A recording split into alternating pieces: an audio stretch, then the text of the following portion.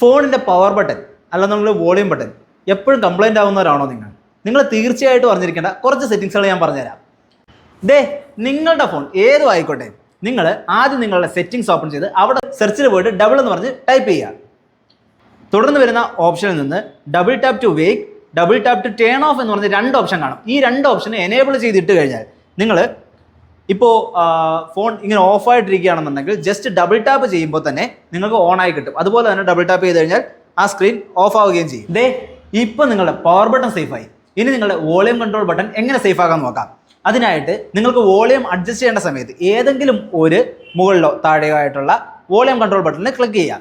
Click ചെയ്തതിന് ശേഷം താഴെയായിട്ട് എഡിറ്റിൻ്റെ ഓപ്ഷൻ കാണാം. അതിൽ ക്ലിക്ക് ചെയ്യുന്ന ടൈമിൽ നിങ്ങൾക്ക് ഇവിടെ ഒരു പാനലായിട്ട് എല്ലാ കൺട്രോൾസും ഓപ്പൺ ആയി വരും. നോട്ടിഫിക്കേഷൻ ആണെങ്കിലും റിംഗ് ടോൺ ആണെങ്കിലും അതുപോലെ തന്നെ നിങ്ങളുടെ മീഡിയ കൺട്രോൾ ആണെങ്കിലും എല്ലാം ഓപ്പൺ ആയി വരും.